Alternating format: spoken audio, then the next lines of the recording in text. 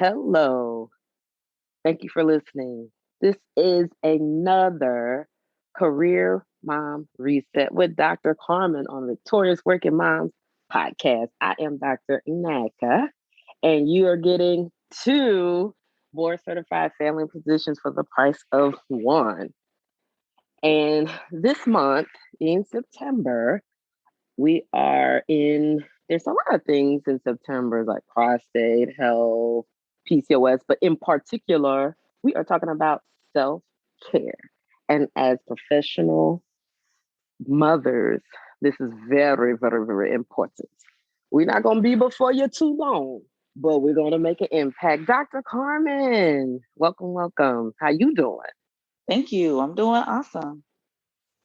Now, for those who don't know, Dr. Carmen Eccles is a board certified family physician based in Atlanta, Georgia. She is also on IG, giving gems, giving us hashtag family goals. She is the original Magnolia Poppy, and you have to check out our first into my interview with her to know what that means if you don't already know. But Dr. Carmen, when you think of self care, what do you think about? Prioritizing yourself. Um, Also often as women, as mothers, as physicians, as wives, we tend to take care of everybody else, but we oftentimes forget about ourselves. That is one way that I look at self-care. The other way that I look at self-care also is things are different. When I have patients come in, especially my adolescent patients who come in and talk about being stressed, talk about being depressed and that type of thing also. I think I didn't have the level of stress and anxiety that these young people have. And I had to really think about it. I'm like, well, what is it? What is going on in their life that wasn't going on in my life at that time as a teenager? And all of a sudden it hit me, bam, social media. When you have social media in front of yourself, you're constantly aware of not just what you have, but primarily of what you don't have, what you're not doing, how you don't look. And that can take a toll on you as well. And unplugging from that can also, I mean, adults do the same thing. Don't get it wrong. It's not just the young folks. Grown people do it too. But unplugging from some of those outside elements can also be a form of self-care. So I I would say Yes. those two examples are probably the first thing I think about when Oh, I hear about self-care. oh my goodness. Dr. Carmen, that's is so on point because you're definitely right. This it spans the not just the young people though. Um, I guess those who are younger millennials, they had a digital childhood and digital adulthood, whereas if you're kind of, I guess, Xenical or Gen X, we Hmm. still had a analog childhood, and maybe the internet didn't come in till late adolescence or early adulthood. So there wasn't that TikTok, IG, Facebook 24/7 access. It was that of They AOL waiting for the dial up. dial. They don't know anything about that dial up. Yeah, but that's a biggie, and um, I will say how I think it affects me even now. Like we talking about this week, um, it affects the amount of information. I think, and being someone who's obviously went to medical school, some part of you likes information or reading and things like that. Is really balancing because I think self care always has to pair with boundaries, and the boundaries are about you, not so much everybody else. And knowing us, that how do I, like you said, tap into how I feel after I've kind of gorged out on all this facts, information.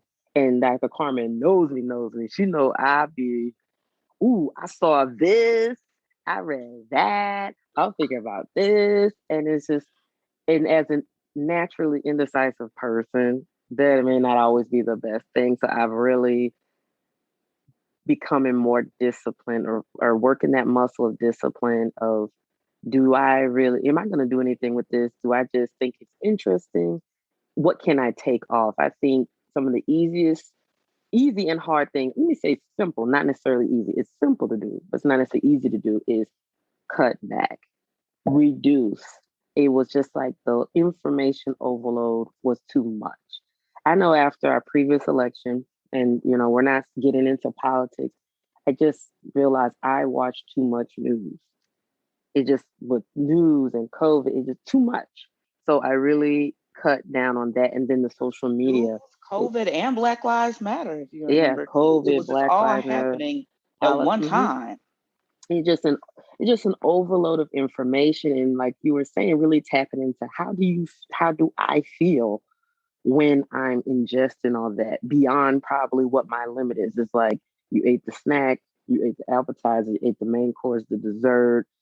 It's a lot. And being able honest with myself was like, I don't think I am functioning as well with this load of information and opinions and scenarios and stories. I really need to constrain and filter more. Not filter like, I have to agree with you, you have to agree with me, but checking in with my non star player. I don't know if you guys heard the episode with Dr.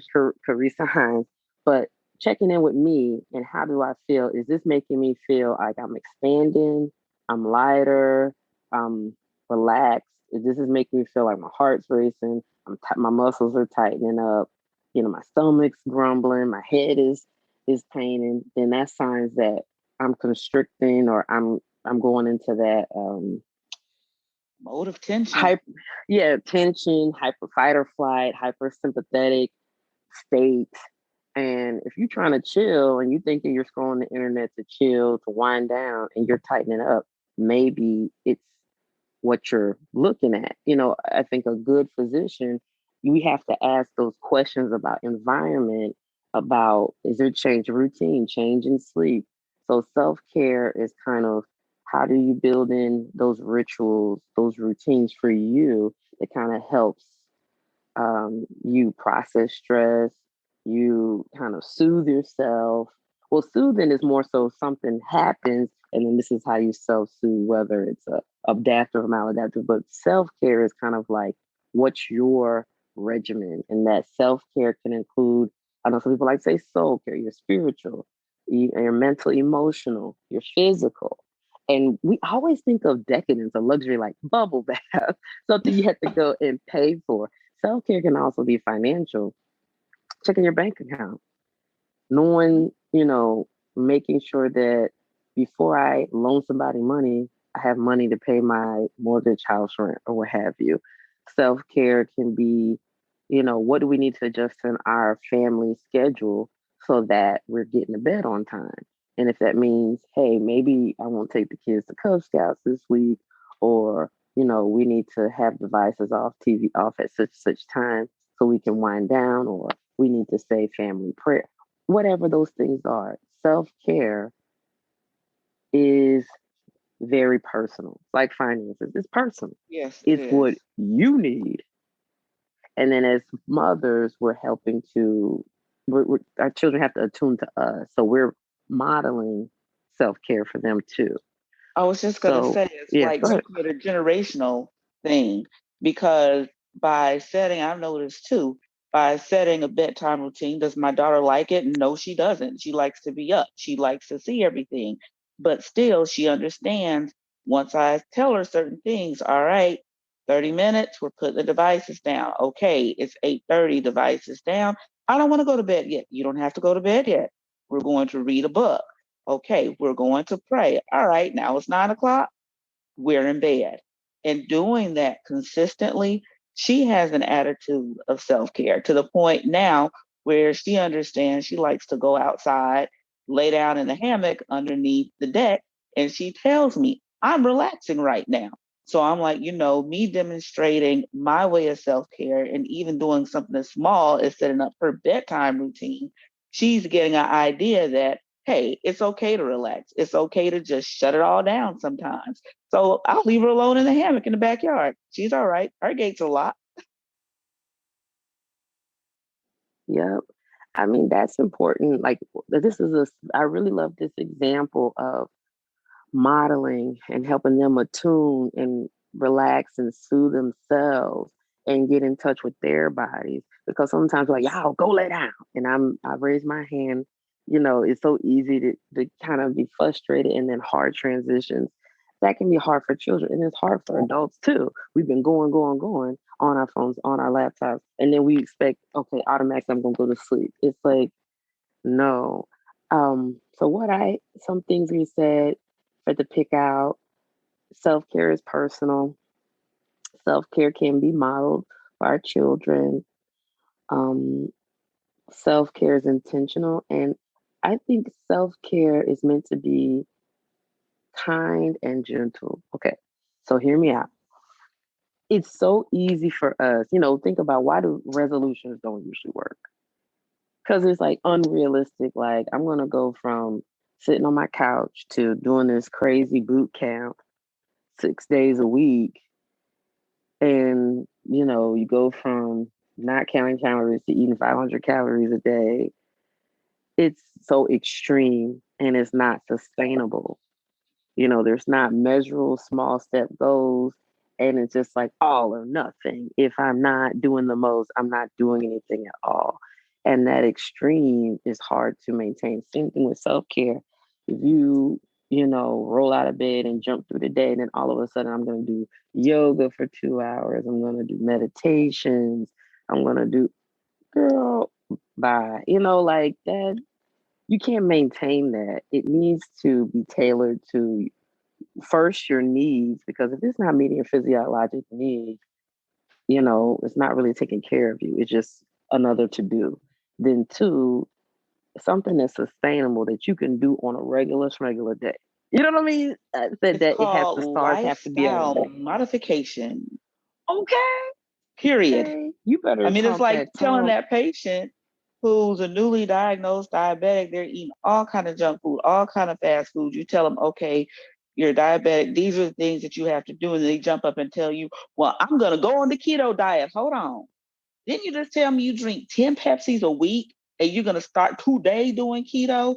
Okay. How about we reduce some of the Pepsis you drink? Let's start there. You want it to be sustainable. You don't want it to be so challenging, so tough that you eventually throw in the towel, as you use example with the New Year's resolutions.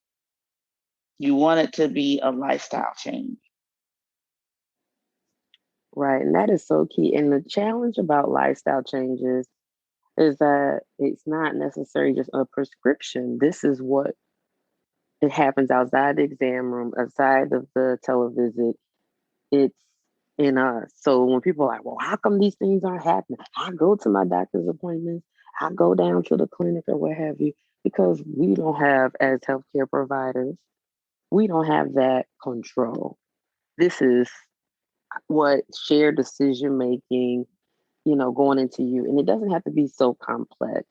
You can start with one area of your life. But some people trying to fix their finances, draw closer to God, build intimacy in their relationship, change their career, buy a home. And I'm somebody that tries to do all these kind of things at once. And I'm trying to tell you, you're pick one or two. Life is overwhelming enough. Self care is not supposed to stress you out. If it's stressful, it's too big and you need to break it down. I get it. When we get things like a diagnosis of diabetes, hypertension, oh, the doctor said I need to lose weight, we want to go all out. We're afraid. We might feel a little ashamed. But self care is not meant to be shaming. It's not meant to be overwhelming. It's small, it's sustainable, it's kind, and it's gentle. You can be kind and gentle and very powerful. That's not what gets marketed. You have to remember what we see on the internet is marketing. And Somebody's trying instant to sell you a product, gratification. an instant gratification, and selling you a product or a service. You Mm-hmm. don't have to spend thousands of dollars to have self care. You don't have to do the most on vacation. You could go to an Airbnb. You could do a staycation in your house. Just go in the room, go in the bathroom, take a good shower. It doesn't always have to be something so complex. It could be, I put a timer on my phone. and just stop and drink water. Stop and say a quick prayer. Listen to calming music. Move your body. You can just be Make dancing in coffee on your YouTube. patio. Exactly. The outdoors is a really nice way to change your mood quickly. And so if I say, go, I'll go look at Dr. Carmen's IG because a lot of the walking outside, especially if you have males, if you have male children, or even a male partner, go for a walk. It's easier Yes. for most men to walk and talk than to sit and stare at you and talk. So if you have a son, a man in your life, even your boo, or somebody want to talk to your dad, walk and talk, they will be more talkative, or passing a ball or something that's an activity is easier for them to talk than do side to side activities versus face to face. So that's just a free 99. Self care is important, and nobody's going to do it for you. Those are a task you cannot delegate. You can't delegate it, and it's hard for other people to tell you what to do because only you know what your needs are. If you need rest and people are telling you um, you need to go do artwork, your body needs rest. So to reverse engineer that, when you see Dr. Carmen and she's, saying, hey, I'm reviewing your cholesterol and your A1C is up and blood pressure is up, where are the areas that I could have some unmet needs that my self-care routine can help to meet, and then break it down very small and just start with what is the low-hanging fruit. If it's, oh, I need to change something in my routine, meal planning, like, hey, I would pick better stuff if I had food on me versus, hey, y'all, we about to go order dot, dot, dot, or I'm going to run to the vending machine. If you have your own food, or sometimes it's a little easier to say, no, I pack my lunch, or maybe tomorrow, or, ooh, girl, I got to get this water in. So let me drink this water first before I get a soda pop. Sometimes it's a little bit of pause, a little bit of intention, um, can help you to keep that routine.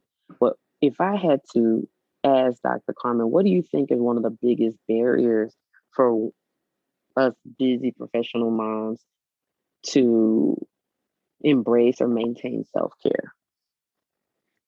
I would say the excuse, yes, I'm gonna call it excuse, that we use more often is not having time.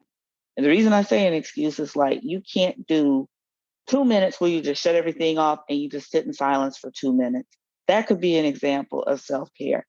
Also, too, what I hear from my patients, and I've learned to accept this over 10 years of marriage, is delegate even within the household.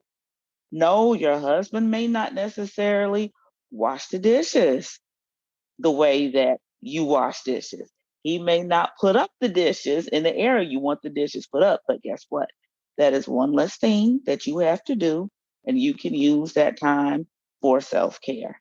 Um, those would be the two things that I would say. Just we think we don't have time, but we do have time. One, two, letting other people do it and understand that the work will get done. It will get done. It may not be what we would do, but it will get done. And we'll be satisfied because we'll come back from our self care being a better person and being better to those around us.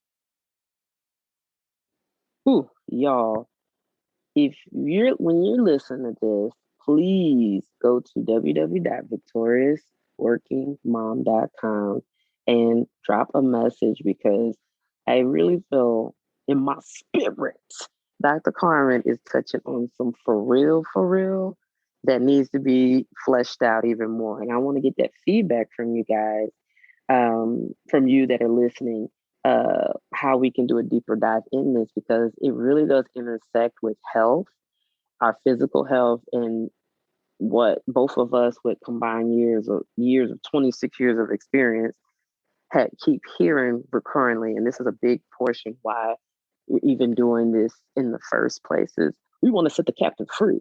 Um, one big thing I got from what you said was, if I had to rephrase, was it's like you have to let go of control and also some of the modeling. A lot of the perception that we don't have time is we're not seeing it and we're not giving ourselves permission. Maybe it wasn't modeled in your home, or the way we understood it as a child or a single person or someone when we weren't a mother, we don't see all in 3D now. Like um maybe like there was a portion of my childhood where my mother stayed home and my father was the sole earner. So seeing her iron his underwear and tending to all the household things, they had a way that they divided up their duties. But there's also times my mom had we had babysitters or nannies or other people that would help pick up carpool and things like that when my mother was working. So it's easy for me to remember seeing the domestic things, but forgetting there was outsourced help and routines because I didn't know it all. So some things I would say, my older sister would be like, "No, mom did da da da da," and it's not to say one way is better than the other. It's just sometimes we're holding ourselves to standards that are not realistic. We're remembering things in our childhood, but we're not going to remember everything 100%. And there's certain parts that we don't see our caretaker, our guardian, our parents as adult. Like we don't have the adult eye to see all of what was going on, you know? So we might be trying to model something either to counteract what we saw or reenact what we saw, and it doesn't hold up, and you have to pair it to what's going on today. First of all, we have to remember we're still in the global pandemic, so a lot of things that we were able to do 2 years ago, it's just not the same. It's just not the same. Second, we need to care for ourselves in a kinder, gentler way because there's such an onslaught of things going on. And third, we have to give ourselves forgiveness if we're trying to hold up an image, a standard that's just not attainable for us or not attainable for us right now. And my last point would be it helps people to be clear and kind on what you want, clear and direct. So the reason why we're not getting what we want is we don't really ask, we don't ask clearly. And also, Dr. Carmen mentioned we don't accept that people may not do it to the same quote unquote standard, like the example you gave, that we expect. And for multiple reasons, it's hard for some of us to ask and accept help. We feel like it's failure, and it's not. Remember, self care is and we're not going to do our jobs and pay our bills so we can go explore the world or feed our children. We're saying that we're going to lower the perfectionistic expectations and be realistic. Remember, it's better to be a present mom than a perfect mom. Self care, no martyrs allowed. Like when we're doing self care, we're going to put the martyr mom up because that martyr mom gets to complain, gets to give her power away to everybody else. And we're going to set our agenda. We're going to say no who we need to say no to, say yes we need to say yes to, and put ourselves back on the schedule. A good community, if anyone's listening, is Mia Hempstead. No longer lasts. I think she's on Facebook. I think she's moving to another one, but you can look her up. It's really about sustainable self care. And as two physicians, we really want y'all to sustain your self care because it just makes our job easier. Would you think so, Dr. Corman? That Huh? self care makes our job a little easier, sustainable health care? It does. Because it's lifestyle modification, and that's the hardest thing Absolutely. to adapt. Well, as we Absolutely. are rounding up, we won't have to do a part two. I know that the month is winding down, but Dr. Carmen, there's some Self care is juice year round. year round, and it's so hard and it's so important. And I think when we talked about the mental health and those previous episodes, I got to put the links. I got to put the links. And yes, and then Dr. Carmen, you might have to have you talk to us more about self care and diabetes because I think that is a very common, prominent one, especially as we're getting up there in years. Or if we're not dealing with it, we're going to have to help take care of a family member. So I might have to task you with that self care, the diabetes, because Sounds good chronic to me. I'm disease up for it. management is crucial. Yeah. So as we're rounding up, because unfortunately we got stuff to do. Okay, Dr. Carmen, again, you can find her on IG. You can find her on the Facebooker. And what are your social media handles? It's at Dr. Carmen Eccles, DrCarmenEchols.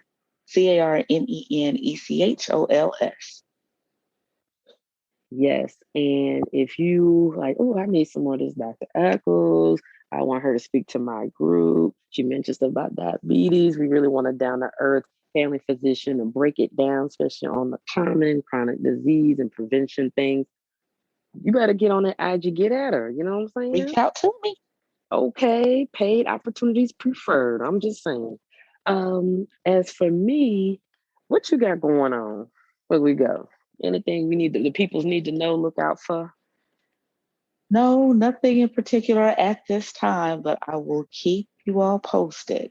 There may be So, something coming down the pipeline, but ooh, I will keep you all and you posted. know you're gonna hear it first. You know you're gonna hear it here first. As for me, I've been trying to boost up the really building up the website because I know everybody's not into social medias, and by His grace, we'll be able to get a kind of a newsletter going on because I've been blessed to have amazing guests such as Dr. Carmen, and really want to get relatable, reliable health and wellness information to the peoples.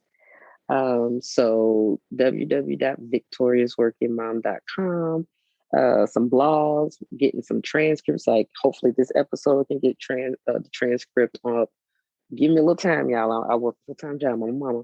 And the previous episode we did is up with the transcription. So for our friends that may not be audio listeners or impaired, you can read it as well. So um, more to come. I'm excited, and I'm like with this, I'm going steady with it because the burnout is real. But we do it for the people. We do it for you. We'd love to hear back from you. If you're want to hit me up at Victoria's Working Mom on IG, Nneka Ichoku DOMPH on Facebook. Y'all let me know if y'all want us to have a Facebook page. I'll be kind of like, yeah, but I think about it. Anywho, I'm on Twitter and TikTok, but I don't quite understand it. I don't understand TikTok at I all. don't TikTok. I said I'm officially old.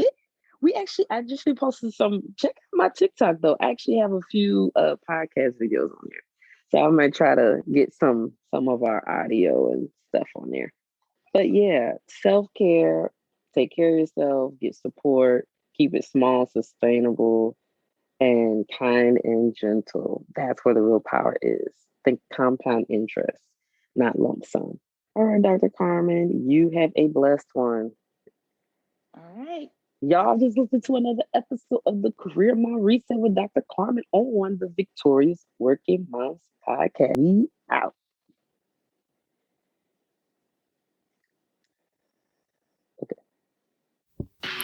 Thank you for listening to this episode of the Victorious Working Mom Podcast. If you enjoyed this podcast, please subscribe, share, and leave an iTunes review. Until next time.